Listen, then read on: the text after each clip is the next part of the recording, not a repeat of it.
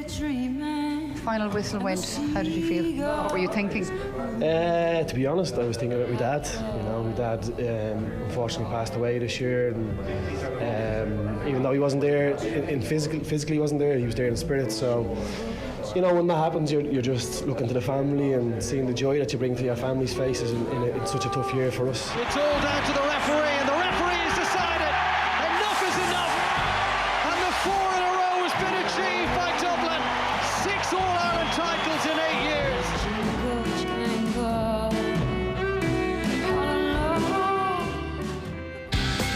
Off the ball on News Talk. You wouldn't buy a car without knowing its history. So why would you buy a story without knowing who's telling it? Come here and I tell you. It's not always easy to verify what you see, read or hear. But now there's help. Visit www.bemediasmart.ie. Stop, think, check. Be Media Smart. Brought to you by Media Literacy Ireland. Have a great evening with itsforwomen.ie. Don't live your life on hold. Get a quote now at itsforwomen.ie and see why we're trusted by over 130,000 women in Ireland. Right now, the lights in many of our favourite places have temporarily gone out, leaving many of us having to make do at home. At Energia, we'll be right there with you.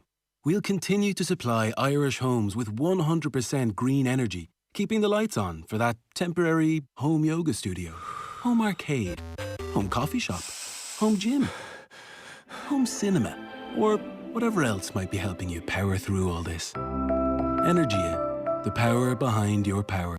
Off the ball. This is News Talk.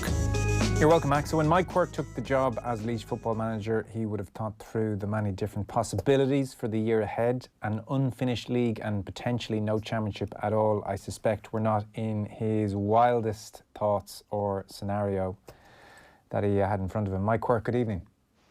Hey Joe, how are you? Strange first year in charge. You're unbeaten in championship thus far.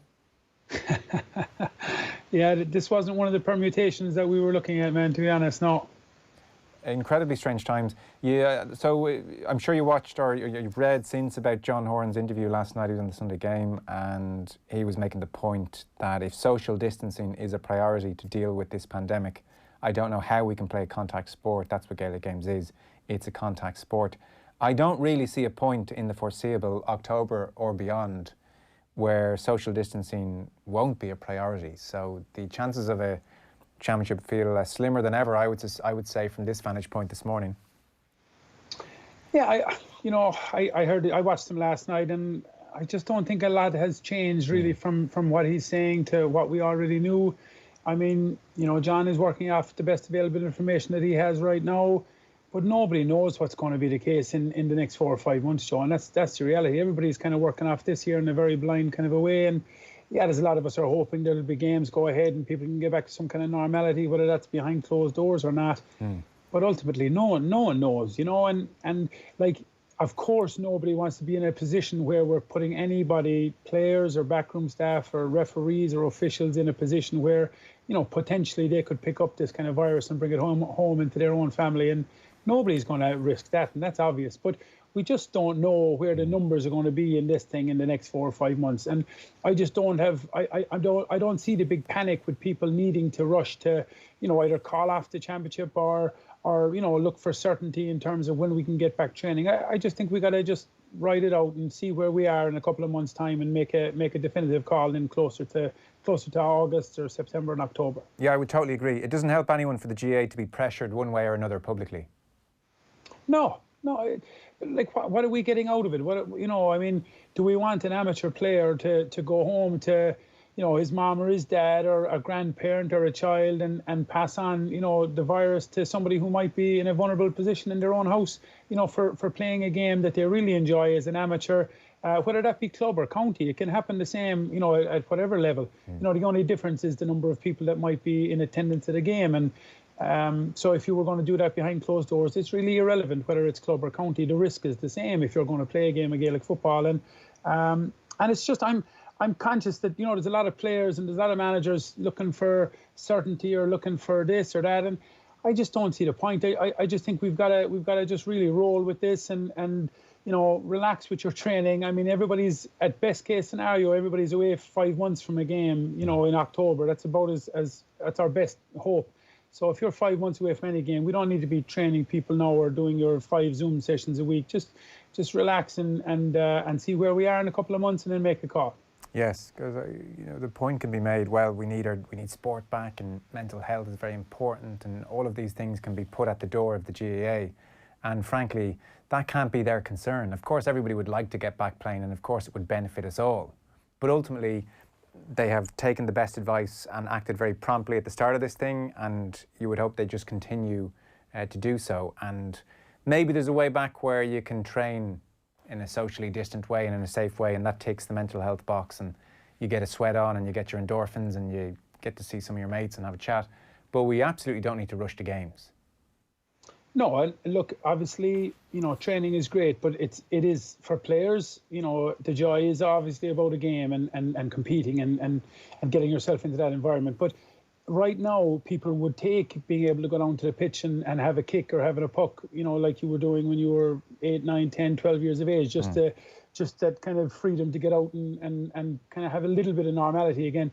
And, he made a very valid point last night in the Sunday game that, that would be something that would be very desirable, but how you can control that and supervise that to make sure that your 3 or 4 guys having a kick or a puck doesn't turn into a 10-on-10 kind of game or something, and it's a fair point. And then and you don't want any GA club or any area to turn into a cluster and then have that fall back on the GA. And look, I just think they've been prudent in the whole thing. I know it's frustrating from everybody's point of view, but like he spoke about the numbers, and 50 million of a loss for not running a championship, you would think would force them to be trying to at all costs run a championship, and they just don't seem to be willing to take the chance with people's health, and they have to be commended, I think, in that regard for the way that they're approaching the whole thing. And the rest of us then, Joe, we just gotta find our lane and find other stuff to do for now, and then we'll see where we are when things happen. And I just think that's the crucial thing, that people are getting a little bit carried away with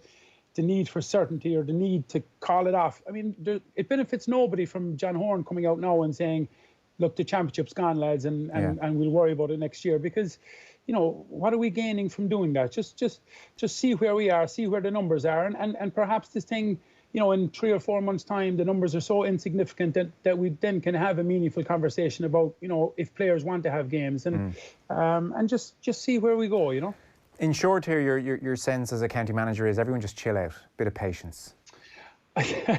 Yeah, I suppose it's not the most technical advice, Joe, but I just don't see the point in I'm certainly not an expert in anything to do with this stuff, but I'm trusting in the likes of Tony Hula and all these guys that have our best interests at heart, obviously, and Croke Park or GA and the people that they've got involved in their committees now are obviously getting advice from the same kind of bodies, and again I just think football players and hurlers and managers of sport teams, they're really good at what they do, but we need to trust in the people that have the real expertise in this area, and if those people tell us, yeah, look, you can go back and start training or playing games, or no, you can't for now, then I just think it's silly not to obviously take that stuff in the way it's intended. Yeah, it's that simple. I think you used the phrase, I think, in your piece in the Examiner, if you can't just have a seat at the adults table here unless you're an expert in this stuff. Otherwise, you might just need to hold your tongue. You're entitled to your opinion. It just mightn't be all that valid or backed up by expertise. And so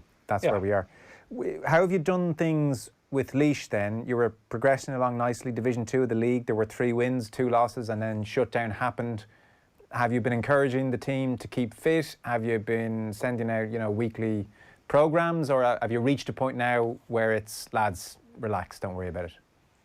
Yeah, I was watching the Jordan documentary there, and when I saw the greatest basketball player of all time going around the place smoking cigars, I was thinking, everybody could just relax for a little bit. But no, we were tipping away, Joe, like everybody else, I suppose, on Zoom. We were doing all the collective stuff that we could do. Nothing crazy, but just keeping guys. Do you know what? It was actually more of a social thing than physical. I mean, all these fellas are going to be training. They're going to be running and doing their work, as much as they can. But the kind of social connection is the thing that we found that guys kind of missed the most. Like any like any group, any team, any work situation, it's you're not seeing the same people that you're so used to kind of socializing with, and then we probably maybe 2 weeks ago, we shut it down just because October kind of emerged as the most likely time that we would be playing again, and I just thought that, like, if you're playing in October, like 5 months away, nobody in their right mind needs to be training for 5 months for a championship situation like that. And, we were kind of hoping that we'd get to play the last 2 games, to be honest, because we had an opportunity to get to, if we won our last 2 games, which we felt were winnable, we had a chance to be in the shake-up of going up, and getting into the talk of getting into Division 1. And they were mad looking forward to that, obviously. But again, that's small potatoes with what everybody else is dealing with right now, I suppose. No, sure, we're talking in that context. How much notice would you need to get a team in tip-top shape to give a good account of themselves for a championship? See, I suppose the fact that everybody's in the same position, it's not like somebody's going to be getting the jump on you and that they're going to be training kind of 4 or 5 weeks ahead of time. I don't know. I mean, if we could get 4, if you got 4 weeks, I think it's loads of time. And everybody's starting at the same point where everybody's going to be at 4 weeks of fitness and 4 weeks of ball sharpness and skills and everything like that. I think that's loads. And like if they are talking about, if the best case scenario does unveil and they get to play some club stuff beforehand and you have them for 3 to 4 weeks beforehand, it's not ideal. Obviously, you'd like a little bit more time and get a couple of challenge games and all that, but. Look, at this point, Joe, we'd take whatever we could get. If you have a month of preparation, I think that's going to be sufficient in the environment we're probably going to find ourselves. Okay. Division 2 thus far, there was a draw with Roscommon. There was the win against Armagh, 16 points to 10. That's a really good win against Armagh. There was the Cavan game, which was a loss. A win against Clare away by a single point, and then a loss to Kildare as well. Very nice start on the face of things. How have you found it? First of all, what's the commute like from your place to Laois? How many hours in the car are you up and down? Yeah, it's just over 2 hours. Okay. So it's okay. It's fine. It's nothing. I've got the guy Morris Horn is based in Tralee. He's my coach. He was manager of Limerick for a couple of years, and he's a Mayo guy. And Morris lives in Tralee, so the two of us travel together. So by the time you're going through some bits and pieces, you've arrived in the same coming home. So the journey is nothing really to talk about, and I've really enjoyed it, to be honest. I think we just have a really, really good bunch. A good bunch of a backroom team. Some guys that are really great characters and good to be around and are really, really dedicated to what they're doing. And then you've just got a group of players that have, they've done everything you could possibly want them to do. We started on the 15th of November and everything we've done has just been, I suppose, ball stuff, game stuff, and they've really kind of enjoyed it and bought into it. And it's just a shame that we've kind of just seemed to have got caught in as we were hitting our stride and things were going pretty well. But no, it's good. It's good. It's just it's different. It's different, and it's a big challenge when you go into a situation where you don't know anybody up there at all. I didn't know a single person when I went into the whole thing. So putting that group together, the management team, and then getting to know all the players and stuff, and it's very challenging, obviously. But I couldn't speak kind of well enough about the way they had applied themselves to the whole thing. Even just getting to know everyone's names and getting a feel for what's going on in their personal lives. Where which one's married, which one's got kids, which one's busy with work, which one's not. You're like, that's a lot of names to get to grips with. First of all, how many times have you called people by the wrong name? Yeah, I tried not to do that a whole pile. I had, like, for the first couple of weeks, I had Owen Kearns, a guy who's done coaching and selector with us as well, and we used to be doing work, and I'd have Owen standing next to me, and I'd just keep throwing out names, and he'd correct me if I was wrong, but he'd give me a steer, and that is a part of it. Like, that's actually funny. But when you're talking about maybe meeting a group of, including everybody, players in backroom, you're talking probably 40 or 50 guys, and so it was fun. But it was look, you just have when you're from, I suppose, Kerry, you have your own ideas of, this is football, and we're the only county that has this kind of real passion for football. And then you go somewhere else and you meet people, like Ross Munley or John O'Loughlin and Kieran Lillis and all these guys who are just as passionate and as professional in their approach as anything you'd have seen in Kerry or anywhere else. And it just opens your eyes a little bit, I think, about the reach of it, and that for guys who maybe don't have that opportunity as you would in Kerry of progressing to an All-Ireland final maybe every year and winning trophies and being in the limelight constantly, just the kind of dedication that it requires to keep driving yourself to get to that level is something that's very, very admirable, obviously. So you would have experienced playing through Kerry where success was generally pretty regular, and you would enjoy the late summer evenings across July and into August, and on good years into September as well. And that is the payoff, you know, that's the good side of things.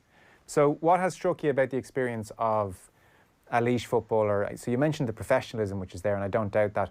Did you get a sense from any of them that they feel like they're getting a raw deal, or the commitment is, you know, because you're talking to guys, I would presume, ringing them, getting to know them, how have the last couple of years been? Are there many of them who are almost giving you the vibe that, well, geez, the commitment here increasingly is not quite worth the payoff, or how do they feel about their football? I haven't got that vibe, to be honest, no. Like, obviously, at the start, there was probably some guys that you know, didn't commit to the whole thing and didn't want to give the time to it, and there was no problem there. You know, we just moved on with the guys that did, and but anybody that was, you know, that got involved has just been looking for more and more and more. And I've been very conscious, Joe, like as a player, because I know I'm gone a while, but I'm not that far removed from the whole thing. Like, you don't want to flog guys entirely with like the amount of contact hours. Like John Horan actually mentioned 31 contact hours last night, or maybe not contact hours, but hours in terms of dedicated to the intercounty thing. And you know, like we're not doing anything near 31 hours. Like, I mean, the idea of your two training sessions and your game or your session at the weekend, you know, your gym sessions, and then the, like, anything outside of that is really stuff that they're doing on their own. That if you're playing intercounty football, you obviously have to live that lifestyle and you know, be dedicated to your diet and to all that kind of stuff. But in terms of the hours that guys had to go, like, we stopped fellas coming, we didn't have any more collective gym sessions, you know, where fellas had to travel from Dublin or travel anywhere to make a specific time to have a collective gym session.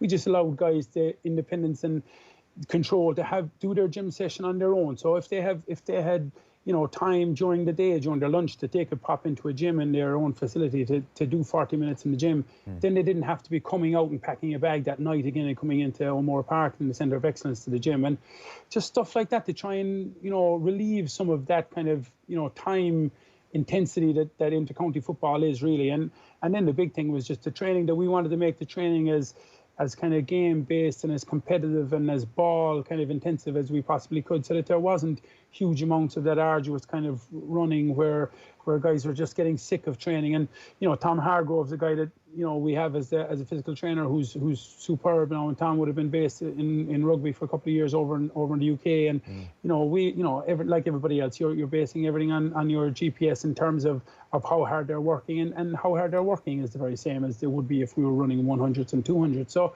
you don't need to be doing that kind of level of training. So we just came with the idea that we wanted this, I really wanted this to be enjoyable, and I wanted it to be fun, and I wanted them to you know, enjoy the process. Like the likelihood of Laois winning the All-Ireland and beating Dublin in the final and winning Sam Maguire was probably slim. But I wanted them to make sure that this, while we wanted to provide as good a setup as we could, I wanted it to be enjoyable for people that were involved in committing to the whole thing. Yeah, I'm sure there hasn't been much GA news of late, but I'm sure your attention was caught by the Ray Walker situation in Carlow, and it raised the whole issue. Well, the meldonium in his system, he doesn't know how it got there, and that's a specific issue to him. But it did raise the broader conversation about supplements. And in that same ESRI report, which I think John Horan mentioned, the 30 hours a week, it also emerges in there that, like, a huge percentage of players are going off and buying supplements themselves, and they're not running it by management. Even Brandon O'Sullivan in Kerry a couple of years ago bought it in a health shop, and it was contaminated. And there's a study in Australia where they say up to 20% of supplements can be contaminated. So you've got to be really careful where, even in an honest way, you're trying to get your stuff. I know you're fairly clued in with a lot of this stuff. That must have caught your eye. What kind of information is given to players? How on top of that are you trying to be? Was that a wake-up call? Did you have to think, God, what supplements are all my players taking, or did you know already? Yeah, no, it was a wake-up call, Joe, to be honest. Yeah, like we you know, they have their I think it's the GPA that kind of organise it, but their drugs talk or whatever. But you you know, when you look at it, like it's really one evening, like where they're getting a presentation and they're told, you know, basically don't take anything unless you run it by the doctor or by the nutritionist, and that's probably the fundamental rule that should, you know, that everybody should adhere to, and you just don't put anything into your system unless it's been run by one of the officials on the team. But it's just I do now, and I don't, like, obviously I don't know anything about that case, and it's none of my business, but like I do worry at times that you know they're so professional in the way they train and the way they prepare and the way they do everything. I do think though that there probably needs to be a more stringent education program for guys in terms of that side of things, and what they can take, and new supplements or nutritional things or whatever, because everybody's looking for an edge, and like there's obviously legal edges or whatever that you can, you know, guys can try and take something that's fine, that they're allowed to take to help their performance. I just don't think guys are educated enough in terms of that, and in terms of what they can have, and like our thing was very simple. It was just, you know, don't take anything at all unless you run it by the doctor, you know, especially. And then if you do that, obviously you're going to be safe enough. But I still think one talk or one presentation, like is not really enough for the sanctions that are there, you know. And like that case, obviously he got a 4-year ban, was it? Yeah, he didn't contest it. He didn't appeal it in any way. So that your starting point is 4 years. So he accepted the ban as it was handed down to him. His point was, I'm 35, even though this was unintentional, I'm accepting the ban as if it was. That's how he chose to handle it. Yeah, and that's obviously his prerogative. But it was I would just see from my side of it now, I can see that, when I saw that and I was saying, Jesus, you know what? Like I would hate for one of my guys now to have, you know, maybe like the Brendan O'Sullivan one was probably more innocuous, where he went in and he bought something and it wasn't labelled on the bottle, and it was obviously contaminated. Yeah. And 20% is a shocking number for that to happen. So, I mean, I would really kind of think that, we need to revisit and enforce the point again that, you know, you just should not be taking anything unless it's been passed by the doc, obviously. Something else we've talked about down the years, which in your other role as a pundit, is the cost of running an inter-county team. So you're in there now. What's the average cost of a training session? Why is it so expensive to run these teams when we are literally talking millions? Food and travel expenses, Joe, you know. Like, again, like the big thing, I think, with the November the 15th, and you know, November 15th, I think, was the date that we were, you know, technically allowed to start in terms of the, you know, when you get knocked out. So teams that didn't qualify for the Super 8s or whatever, you could start on the 15th. And like we weren't starting. That's when we started, when we were allowed to start. But, you know, there was teams, I assume there was teams probably start before that.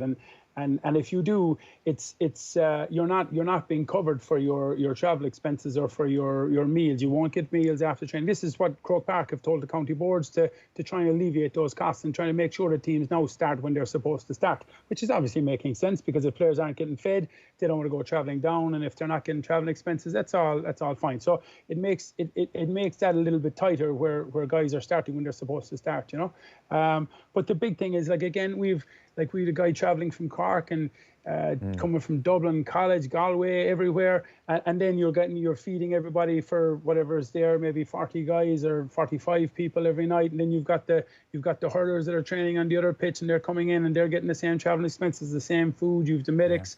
That's the big, you know, the food and the travel expenses are the two big things, obviously. I mean, other than that, they're you know, the facilities above where we are in O'Moore Park are as good as you'll find anywhere, with the centre of excellence they have there around O'Moore Park, with 3 pitches all floodlit, and, you know, every night there's somebody out on one of them and they're flat out. But, you know, and then they have their you know, you go straight in and you have your canteen below and you have your video stuff upstairs. It's all self-contained and in one area, which is a great facility to have, obviously. Right.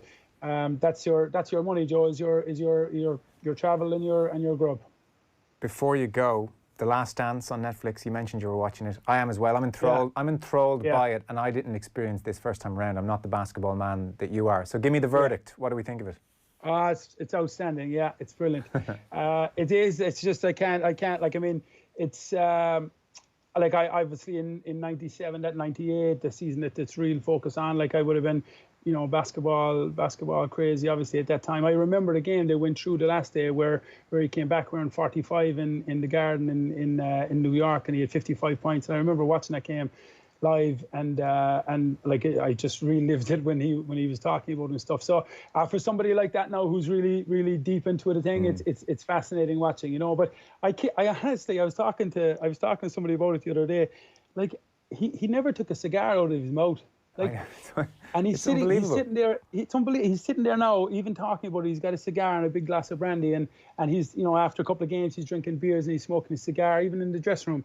And I was just like, if we saw a Gaelic footballer now smoking a cigar or having a drink like 4 weeks before a game, there'd be a national inquest about the whole thing, And here's the greatest athlete of all time, smoking a cigar constantly after every game. It's fascinating. In front of cameras. I mean, not being stung here, but just doing it in front of cameras. I haven't seen this week's edition drop, but most episodes thus far include Jordan thinking that somebody is almost half challenging him and then him going out to crush them. And this seems to be the theme of his life right through, I suspect, until his Hall of Fame speech and beyond. Yeah. He just... Like you could call it, like that's, I don't know what that is. That's like he was making stuff up in his own head that people were never saying to him, that just to try and find a motivation. But again, I suppose if you're at that level and you're playing 82 games in a regular season and you're getting to the finals, which is another, 20 or 30 games, you're playing over 100 basketball games every night and or every season, excuse me. Like it's a long haul, and especially if you're somebody like that who knows he can go out and get 30 or 40 or 50 any night he wants. And you got to look for whatever bit of motivational aid you can find. But there's certainly a lot of guys that didn't even know they were motivating him, I think, by a simple look or a glance or something. But the guy's magic. Yeah, it's a great conversation. Like himself, LeBron, Kobe, Tim Duncan, put them all in a hat, and like you could spend hours talking about him. Well, let's come back.